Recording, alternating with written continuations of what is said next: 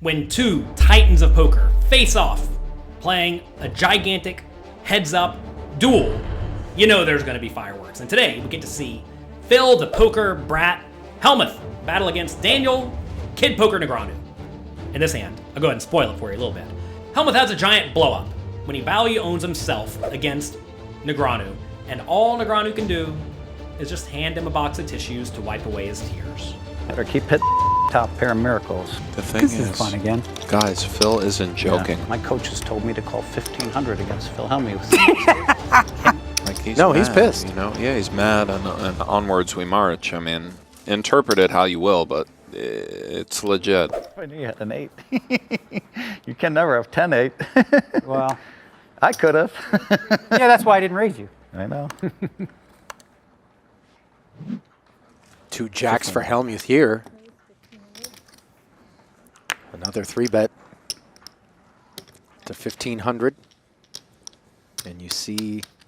In this video for PokerNews.com, we have two of the biggest names in poker battling it out at High Stakes Duel in the PokerGO studio. Huge thanks to them for letting us use this footage. Negreanu raises it up with the King 9 suited, playing very deep stacked, perfectly fine, perfectly standard. And then Hellmuth 3-bets with the pocket jacks. It goes to 375, then to 1500. You may think that's actually a big re-raise, but it's actually not. And playing this incredibly deep stacked, you may even want to make it a little bit bigger, because you want to take away the in-position player's advantage of being in position by bloating the pot immediately. That said, if you make it too gigantic, you'll never get any action with all your good hands, which is fine if you include a lot of bluffs in your 3-betting range, but a lot of people do not bluff quite often enough. So anyway, Hellmuth goes 1500, whatever. Back to Negreanu with King 9 of diamonds. He definitely can't fold. You must call, you must see the flop. This is definitely not a bluffing hand. You want to be bluffing in this spot with hands that perhaps don't flop quite as well. And you want to be re-raising with your absolute best hands as well. But with good suited connected type hands, you just want to call and see the flop and try to make something. Let's see if Negreanu can make something. Bigger pots. And King 9 outflops the jacks. It's all happening. These blinds go up. Bigger pots will ensue. 3-bet here from Hellmuth, obviously top for Negreanu. 17. Comes with just north of 50. Negreanu with a clear call. The flop comes King 10 3. With 2 hearts, Phil Hellmuth has the Jack of Hearts, and he decides to go for a continuation bet, which is probably fine, but in general, if there are hands you want to check, it's usually going to be your marginal made hands, which are going to be your bad kings, pocket queens, pocket jacks, and most of your 10s. And pocket jacks is very clearly one of those hands because it's very often the best hand if only a little bit of money goes into the pot.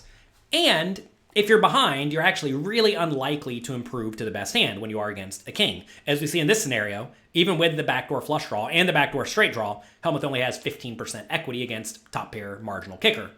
So this is a scenario where I think he would prefer to check, but whatever, betting can't be all that bad.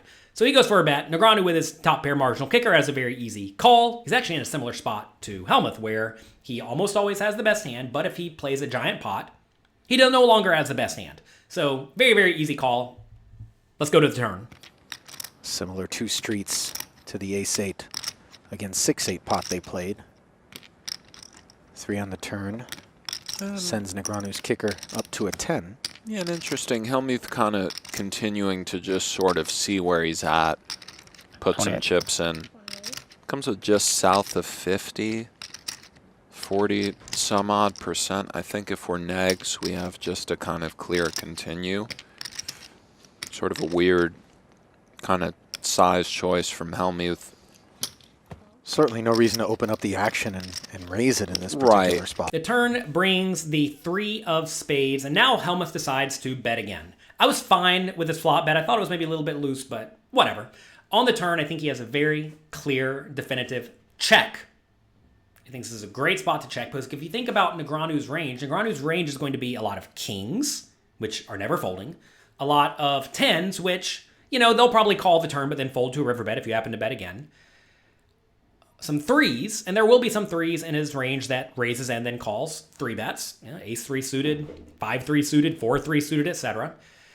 and some draws. And the thing is that if Negreanu has a draw and Hellmuth bets, Negreanu may decide to put in a raise. And if Negreanu has a draw, he's not going to fold either, and he may end up bluffing on the river and forcing Hellmuth to fold. So this is a spot where I think Hellmuth has a very, very clear check and then call on the turn, because when he's behind, he's almost dead. As we see here, he has a whopping 5% equity. And when he is ahead, there's no guarantee that he's going to even be able to get to the showdown. So I think he needs to check. But he goes for a bet. He bets 2,800. Negreanu has a trivially easy call. Same scenario on the flop where now he has top pair, no kicker. And this is a spot where he's calling the turn and he's going to call the river. Simple as that. You cannot go around folding top pair against anyone who's anywhere near competent. Heads up when you're in there battling. Let's see what happens on the river. See? Now the jacks. Looks like Hellmuth is getting cute, trying to charge the 10 or pocket pairs, so on. And this one is going to work out for Negs. 44? Well, certainly in the face of a bet of 4,400, you would expect. Not a difficult call for Daniel.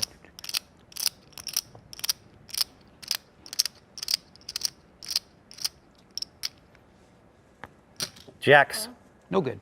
River comes, a 7 of diamonds. Phil decides to bet again for some reason. I don't know why. Call it his magical reading abilities. And Negreanu decides to find the very, very easy call. Let's see what happens next.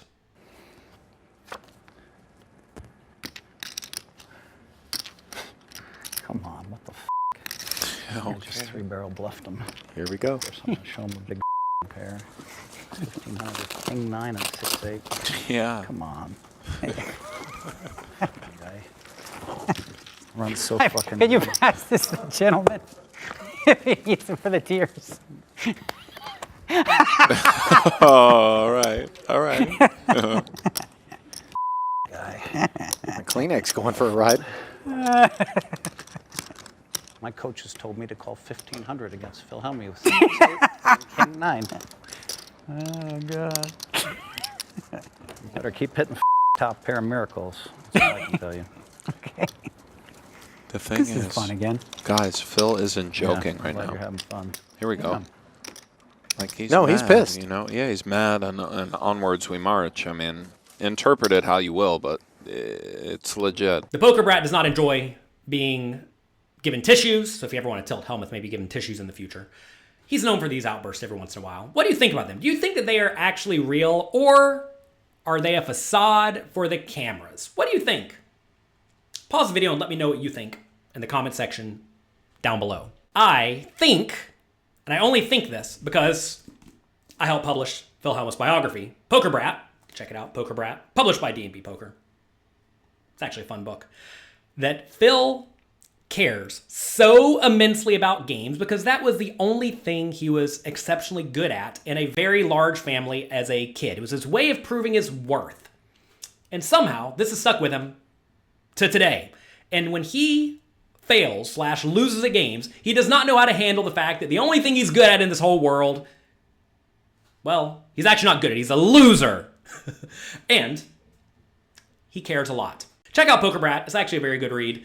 And he cares a lot. That said, I've talked with Hellmuth a lot away from the table. Very, very nice guy. I've never had an issue with him away from the table. He's gotten after me a few times at the table, but in my mind, that's part of the fun of poker. That's me for today. If you enjoyed this video, do me a favor, click the like and subscribe buttons down below. Also click the notification bell. We have a lot of fun videos coming out for you in the near future, and I want to be sure you don't miss them. Thanks for being here. Good luck, and make sure you carry around some tissues just in case Hellmuth finds his way to your table next time.